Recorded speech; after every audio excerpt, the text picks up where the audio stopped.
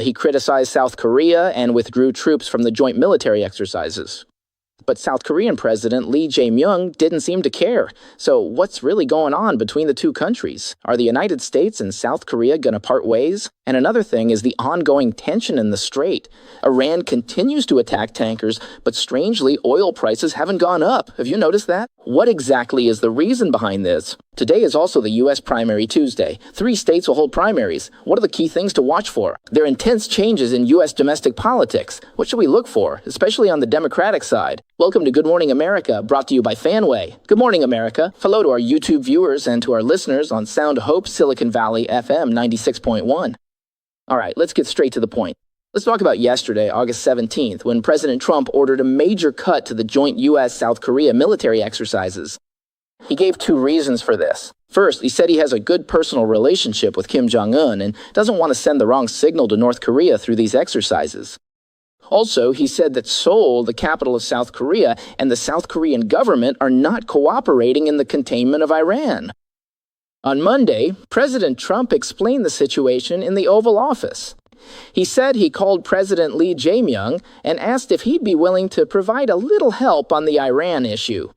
Would you be willing to help out a bit? We don't need help on the Iran issue, but if you're willing, you could give us a hand. Lee Jae-myung said, No thanks. No thank you. President Trump said, wait a minute, we have 39,000 soldiers there protecting you from Kim Jong-un's threat, yet you don't plan to help us in this simple military action against Iran? That's very strange. Lee Jae-myung said, we in South Korea are not willing to get involved in a war against Iran. Trump then said, fine, I want to help them, but they don't want to help us, even though we spend billions of dollars every year to protect them from the North Korean threat. What kind of logic is that? President Trump said we can't go around protecting these countries, especially when they won't help us. For the sake of fairness, we're pulling back now, okay? President Trump also said that during his first term, he got South Korea to commit to paying billions of dollars in protection fees, which are the stationing costs. But as soon as President Biden took office, he canceled that requirement and signed a new cost-sharing agreement with South Korea, which basically means he went easy on them. Right after President Trump said that, on Monday, the commander of U.S. Forces Korea, General LaCamera, showed up at the South Korean Ministry of National Defense. South Korean media speculated that General LaCamera came to the Ministry of Defense to discuss follow-up measures on how to reduce the scale of military exercises after President Trump's order. Now, let's take a look. Trump's words yesterday were really powerful, like a stone creating 1,000 ripples. So let's look at the reactions from 4 different sides. First is the reaction from South Korean President Lee Jae-myung. He said they've been coordinating closely with the U.S. on the joint defense system and training, and he welcomes the development of meaningful dialogue between the U.S. and North Korean leaders. What does that mean? What he means is, if Trump wants to have a good talk with Kim Jong-un, that's great. I totally agree. Yeah, that's what it means. Also, in yesterday's meeting, he said that these joint military exercises are defensive in nature and not aimed at North Korea.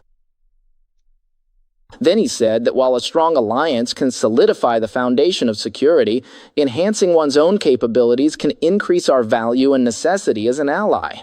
He asked the South Korean government to speed up the nuclear-powered submarine plan and strengthen its own national defense.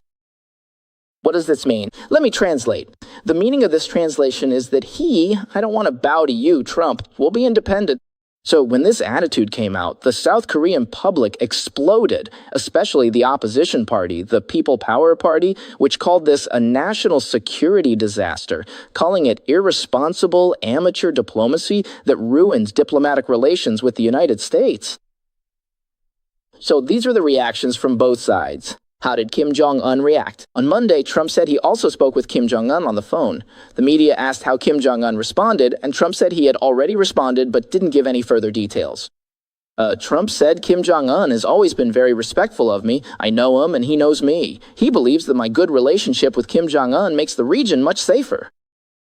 So that's Kim Jong-un's side. We have 3 sides now: the South Korean government, the South Korean opposition party, and Kim Jong-un's side. And the 4th is the Chinese Communist Party, which is the most interesting part. Then, recently, Yonhap News Agency announced that Chinese Foreign Minister Wang Yi will visit South Korea from August 19th to 20th, which is 2 days after Trump spoke. This is his first visit to South Korea in 5 years, since his last visit in September 2021. In other words, he doesn't come all the time. The last time was 5 years ago. So he's coming for 2 days, the 19th and 20th, first to have talks and dinner with the South Korean foreign minister. Then, the next day, he'll meet with the South Korean president at the Blue House and so on. So everyone's view is that the CCP is taking advantage of the situation, seizing the opportunity, and moving in without hesitation to snatch South Korea. The answer is not necessarily. Why? Because on July 29th, it was already announced that Wang Yi would visit South Korea during these 2 days. Let's look at this chart. There's a chart here. Can you see it? This was reported by Taiwan's Central News Agency at the time. As you can see, the date really is July 29th. So, the South Korean media had already said it, and said that China and South Korea had been coordinating Wang Yi's visit since the beginning of the year, but the schedule had been delayed for a long time. So why was it delayed for so long? It's probably because it was difficult, hard to arrange. So what's one possibility? I'll mention one possibility, which is that the CCP and the South Korean government have long been in secret communication, and President Trump found out. So he deliberately made a gesture to test whether South Korea is willing to help the U.S. and which side they'll take between the U.S. and China. So he made a phone call to test the waters. Do you think Trump is now in the Strait of Hormuz, calling everyone around the world asking for help for the U.S. troops in the Strait? Not really. Actually, no. Why the sudden phone call to Lee Jae-myung on a Sunday? Well, it was likely a test, and the result of that test was a failure. There's no mutual trust between the U.S. and South Korea, so Trump began to move toward decoupling. This decoupling means reducing U.S.-South Korea military exercises. But if it were just reducing the scale of military exercises, that would be one thing. This could very well be just the tip of the iceberg. Then, on August 17th, this was announced. Yonhap News announced that Wang Yi would visit South Korea. This was announced by the South Korean government, not Beijing. So Shu Qi, this diplomatic news media person, has already said that this is very strange. The CCP's foreign minister visits South Korea, but the CCP government doesn't announce it itself. They let South Korea announce it and make the statement. The obvious intent is to avoid provoking the United States too much. So the underlying understanding and communication between China and South Korea, as everyone can see, is already very well coordinated. Next, let's discuss the big topic behind this news. Can the U.S. and South Korea decouple? The U.S. has considered this for a while. Why? Because the current South Korean administration feels politically unsafe to them. They can't trust Seoul, as it consistently fails to clearly choose a side between the U.S. and China. On the surface, they pick the U.S., but in reality, they lean the other way, which is even worse than a country like Kazakhstan. Kazakhstan and the two camps of what's called AI really wants to have a foot in both camps and get benefits from both sides, but the U.S. won't allow that. South Korea chooses this side on the surface, but actually chooses the other. To the U.S., this is almost equivalent to betrayal. So the U.S. now has two problems in South Korea, two major issues. One is the integration of high technology. If there's a high level of mutual trust between the U.S. and South Korea, U.S. technology will continuously flow to South Korea, but will it then flow behind the scenes to the CCP? That's the first major concern. The second is the very practical issue of the supply chain.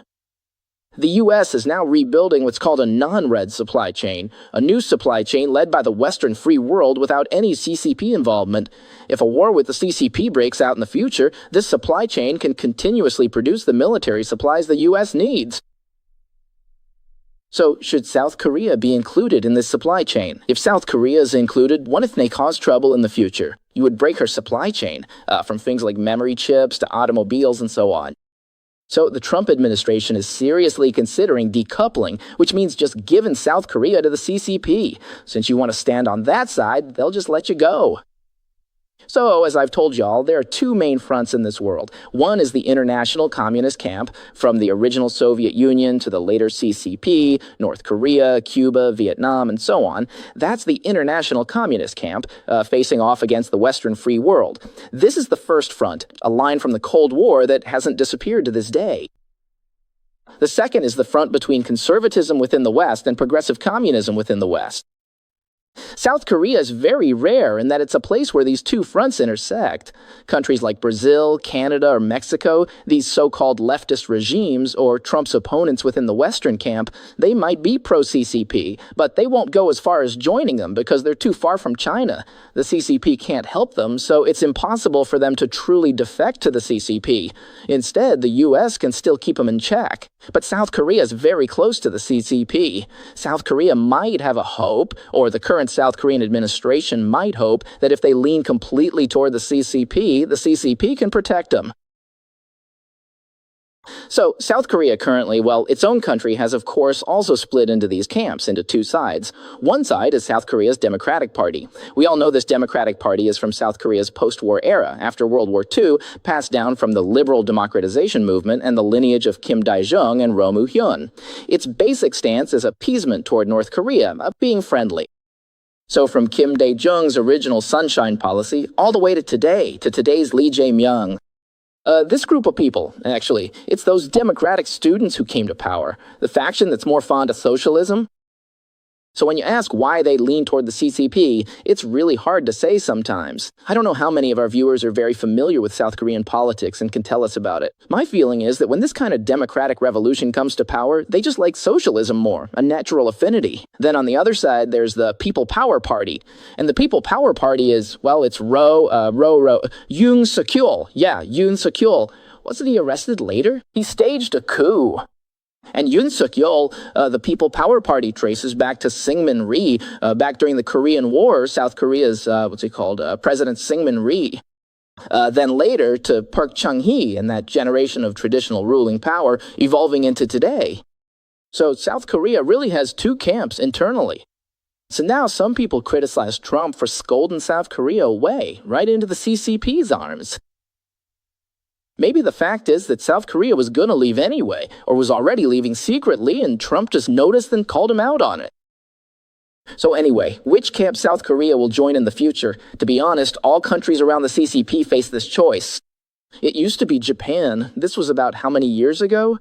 15 years ago. I had exchanges with Japanese people then, including those in politics. They said we always faced the question of whether to rely on China or the US. They always felt we couldn't compete with these two giants. But today, Japan has already made its choice. From Japan to South Korea to Vietnam to Thailand, it's the same everywhere. They are so close to the CCP. Whether they dare not to bow down is the question. So, which path South Korea will take in the future, whether to be pro-US or pro-CCP, that's their own choice. Of course, we all know we are Chinese ourselves, or used to be Chinese. Well, we all know Deng Xiaoping said this. The CCP leader said, those who followed the US all got reg, while those who followed the Soviets all ended up in a pit. Now, South Korea has to choose for itself whether it wants to follow the CCP into that pit too. So Trump's mindset, I personally feel Trump's mindset is, I'll make America great first. Whether other countries follow or not is up to them. I have no obligation to protect you. You can follow if you want, that's fine. If you don't, that's also fine. That's the situation. I've also seen people online saying, Trump, you're so friendly with North Korea, so friendly with Kim Jong-un, but you don't let South Korea be friendly with North Korea. What's the logic in that? Let me tell you what the logic is. Trump's friendliness with Kim Jong-un is fake. Behind that friendliness is seeking peace through strength. That is to say, powerful military force is pressing down there, and then he often pats him on the head like, don't cause trouble, don't cause trouble. But you have to know, besides maintaining a strong deterrent against North Korea, Trump didn't give North Korea funds, he didn't give North Korea technology, and he didn't give North Korea talent. He gave them nothing at all. Trump gave Kim Jong-un zero, besides some nice words. Did you guys see that? So his was a fake friendship. He just wanted to keep this bad boy from acting up. But South Korea's friendship with North Korea is based on goodwill. They hope that if they're nice, you'll be nice back. But can that actually work? It's impossible for a traditional evil regime, you know? But now North Korea is changing too, have you noticed? Kim Jong-un is becoming more and more like Venezuela. What does that mean? He's saying that his main goal is just self-preservation. North Korea has already removed socialist ideals from its constitution, along with the goal of Korean reunification. So basically, it's like, this is our family, the Kim dynasty, we're at version 3.0 now, and hopefully it stays in the family. Look, don't mess with me, and I won't mess with you. Just leave me alone so I can survive. That's the situation. So a regime like this can easily be, what's the word, bought off, or it's easy to negotiate a deal to keep them in line. But the chief spokesperson for the People Power Party and the National Assembly criticized Lee Jae-myung, saying peace without strength isn't peace. Security that relies on North Korea's goodwill isn't real security. So Trump's friendship with Kim Jong-un and Lee Jae-myung's friendship with him are two very different things. But regardless, whatever happens to South Korea, they'll get what they asked for, right? So it really depends on what the South Korean people choose for themselves. If they choose to stand with the CCP, then so be it. What's the CCP's situation now? We'll get to that when we talk about the Strait, but does the South Korean president or the ruling party know? I really doubt it. Well, if we have any Chinese viewers in South Korea, feel free to leave a comment about the current situation there. Let us know. Right now, South Koreans are choosing their own future. They're at a very, very important crossroads. Okay, moving on. We talked yesterday about Xi Jinping coming to the U.S., or whether he's coming. The White House hasn't assigned a point person for his visit, which has the CCP very anxious. This news is from the South China Morning Post. That kind of anxiety is 100% a deliberate leak from top CCP officials to tell the Americans, we're not happy, send someone to talk to us. Of course, there was analysis yesterday that the CCP might announce a delay in the visit because of this situation. But according to recent news, and who knows if this is another leak from the CCP or what, Politico, the U.S. outlet, cited 4 sources. 4? Where did they get 4? It sounds just like a deliberate leak from the CCP to me. So it says Xi Jinping is expected to meet Trump in Washington on September 24th, but he has no plans to attend the UN General Assembly debate starting on the 22nd. What does that mean? As you know, the UN General Assembly meets every year, and this year's the 81st session. Okay, so between September 22nd and September 28th, it's called, what is the general debate? It basically means the speeches given by the leaders of the UN member states. It's generally believed that the date of September 24th was requested by the CCP itself, so political circles in Washington have speculated that Xi Jinping wanted to kill 2 birds with 1 stone, give a speech at the UN, and visit the White House, which is why he chose September 24th. But as it turns out, it seems he's not going. He's not going to the UN General Assembly in New York to give that speech. So this time, he's only going to Washington, D.C., So, how many days will he actually be there for? It's quite interesting. He arrives on the 23rd, stays for 1 day on the 24th with Trump, and leaves on the 25th.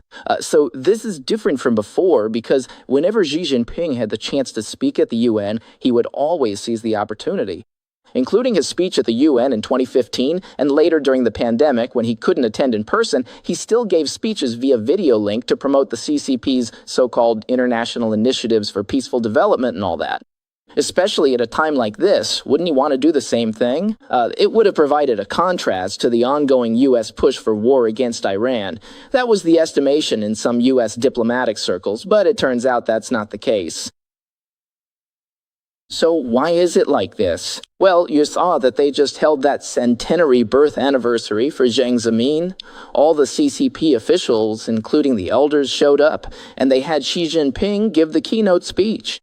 Did you notice? All those high-ranking CCP officials, even the retired ones, looked so troubled. Their faces were so grim. Who knows what they're really up to? They're fighting tooth and nail behind the scenes while trying to save face in public. Is it possible he's just too preoccupied to come? And the UN now, so I'll give you 3 possible reasons why Xi Jinping isn't speaking at the UN. I don't know for sure. The CCP is a total black box. I'll make 3 guesses. One is that he also feels the UN is useless, so there's no point in going.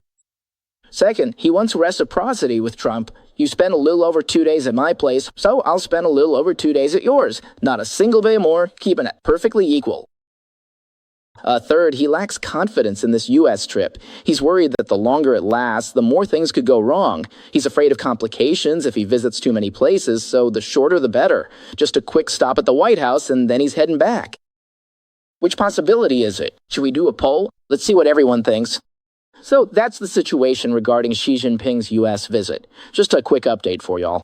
Now, let's get back to the situation in the Middle East. Regarding Iran, what's the current state of the Middle East? Well, we all know that the so-called memorandum, the MOU between the U.S. and Iran expired yesterday. And Trump said, Iran, you should wave the white flag. And he warned Oman, that country south of the Strait of Hormuz, not to join forces with Iran. Don't go plotting there, trying to make some kind of arrangement for the Strait. He said, if you do that, I'll blow you to smithereens. In English, it's called bomb the shit out of you. After Trump issued such a stern bombing warning, the UAE immediately acted as a middleman to convey the tough U.S. demands to Oman. Oman promptly announced its withdrawal from the negotiations, and Iran then declared that talks with Oman had collapsed. So Oman was quite obedient, huh? So, in the face of tough U.S. military pressure, high-ranking Iranian military officials publicly swore to engage in a long-term confrontation with the United States. Iran's army commander-in-chief, Cathy, claimed that the Strait of Hormuz is a geopolitical asset bestowed by God upon the Iranian people, and this trump card will absolutely never return to the open state it was in before the conflict broke out. And he showed counter-toughness, saying if the U.S. doesn't fully implement this MOU, this interim peace agreement, in the coming weeks, Iran will escalate tensions in the Strait of Hormuz and other regions and launch military strikes. He even threatened to cut the undersea cables. Then, Iran announced it seized a UAE tanker near Qeshm Island by the Strait of Hormuz. The reason given was that they didn't use the northern route. How arrogant! There's a northern route and a southern route. It's their choice which one to take. Just because they don't use your route, you seize them? Additionally, Iran attacked a tanker in the U.S.-backed southern corridor of the Strait of Hormuz, causing a major engine room fire and resulting in crew casualties. Now there's a problem. The situation is actually very tense, still very tense, and the U.S. has no solution. Have you noticed? Oil prices haven't gone up. Oil prices haven't gone up, even though the whole Strait of Hormuz situation's all about oil prices. Sorry, let me check the current oil prices first. Wow, the Dow and other major markets are all down today. The Nasdaq fell by 1 percentage point, so oil prices should be up. How much did they rise? Up 76 cents? Right, this is Brent crude. It's up 55 cents to $91.42. Brent crude is at $91.42, just a little bit over $90. So it's basically between $85 and $90, which is far below the initial outside expectations that if the U.S. and Iran reached a stalemate and the Strait of Hormuz was choked off, oil prices would soar to $150 or $200. It's not like that at all. So what exactly is the reason? Why is it like this? Isn't the whole war about the Strait of Hormuz? Isn't all of Iran's leverage the Strait of Hormuz? The Strait of Hormuz is the throat of the world's oil. Choke it and the world can't breathe, so the U.S. would have to withdraw its troops. That's Iran's calculation, right? And the result, as everyone knows, is that so far the oil price hike triggered by the Strait of Hormuz has been very weak, almost non-existent. Why? For many reasons. The first major reason, which many haven't mentioned, is that China's oil demand has dropped significantly. China is the world's largest oil importer. From February to May, China's oil imports plummeted by 40%, continued to decline in June, and the July data isn't out yet. In June, China's oil imports were only 7,120,000 barrels. What does that mean exactly? Compared to the same period last year, it's down by over 30%, nearing a 10-year low, which is close to the level seen back in 2016. So what's the reason for this? The reason is currently unclear, but there are two theories. I'll share these two theories from the media, then I'd like to hear your thoughts. I think Chinese people will find it easy to guess. First, it could be inventory consumption. What does that mean? China has stored so much oil that it doesn't need to import any. Releasing existing reserves is enough to meet its needs. Second, weak demand. The Chinese economy is seeing weak demand. Even with such a massive manufacturing sector, demand is still soft. So you see, oil imports this June compared to last June are down by over 30%. Not 3%, but over 30%. And from February to May, just looking at the month-over-month change, not year-over-year. From February to May, the month-over-month decrease was nearly 40%, and this has continued for several months. What do y'all think? Do you think the CCP is using up its inventory instead of importing, or is it just weak demand? Let's hear what everyone has to say, shall we? Want to see what your perspectives are. So that's the first reason. Second, there's a massive increase in oil production from the US and Venezuela. Venezuela's oil production has reached a record high of 1,200,000 barrels per day. Additionally, Saudi Arabia and the UAE have cross-country pipelines. The East-West pipeline crosses the Arabian Peninsula to the Red Sea for loading, bypassing the Strait of Hormuz, still exporting 6 million barrels a day. Also, very importantly, tankers in the Strait of Hormuz are turning off their AIS signals and slipping through under U.S. naval escort. The actual flow is much higher than public data suggests. This news comes from Tamar, a diplomatic correspondent for Israel's Channel 14. He says a large portion of oil is now exported secretly, escorted by the Fifth Fleet, so it doesn't show up in public databases and remains hidden. And the best proof, how do we know this is true? The best proof is the final result. Oil prices haven't skyrocketed. They've been hovering between $85 and $90, far below the feared $150 and the Great Depression level economic crisis. So, it's because the U.S. Fifth Fleet in the Strait of Hormuz is acting without talking, quietly escorting these tankers out one by one. So this Israeli reporter says the new situation has almost completely offset the nearly 20 million barrels that passed through the Strait of Hormuz before the conflict. Iran has already lost the battle for the Strait of Hormuz. Really? Do y'all agree? Let me ask you, what do you think is the real reason for the sharp decline in China's oil imports? What's your take on this? Tell me if you think that's indeed the case. Or if the second reason, weak demand, is the cause. Of course, it's fine if you don't know. You can just say you're not sure. Okay, let's see what everyone's opinion is. We could really do another poll on this issue. Anyway, okay, let's take a look. So today is Tuesday, and it's primary day again. The U.S. primaries, so what are the highlights? Today it's 3 states, Florida, Alaska, and Wyoming. Now, they're mostly Republican states, but there are areas where the Democrats are still quite strong. So, without a doubt, the major focus of these primaries is the future direction of the Democratic Party.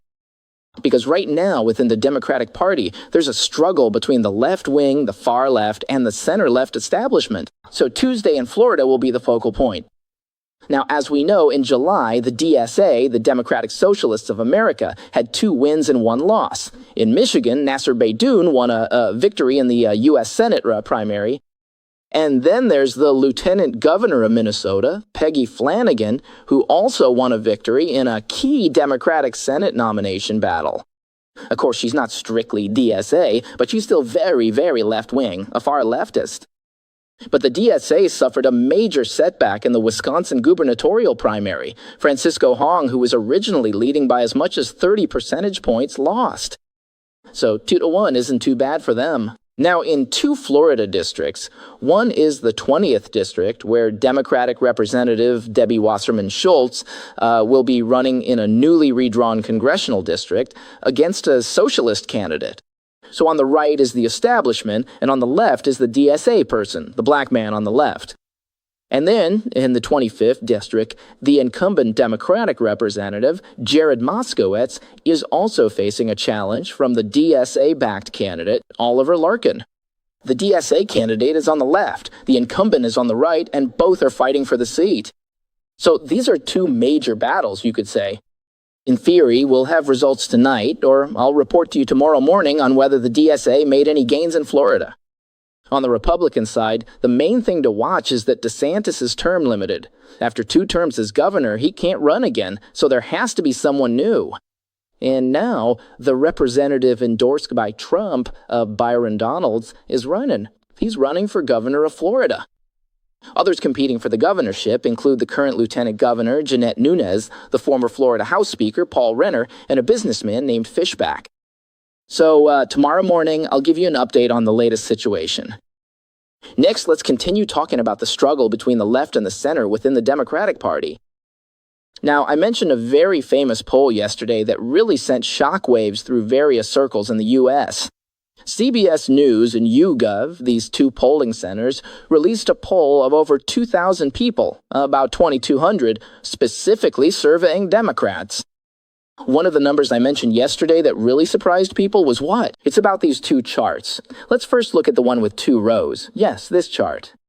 Regarding views on socialism, 58% of Democrats have a positive view, while 18% have a negative view. Can you believe it? Socialism, yeah, views on socialism, the results of the poll for the entire Democratic Party. And for capitalism, only 32% have a positive view, while negative views are as high as 50%. Let's take another look. Which chart is for those who went to college? Let's see. This is for American Democrats who went to college with a college degree or higher. 71% have a positive view of socialism and 16% have a negative view. So next, my question is this poll accurate? If this poll is accurate, then that's a big deal. The Democratic Party has already fallen.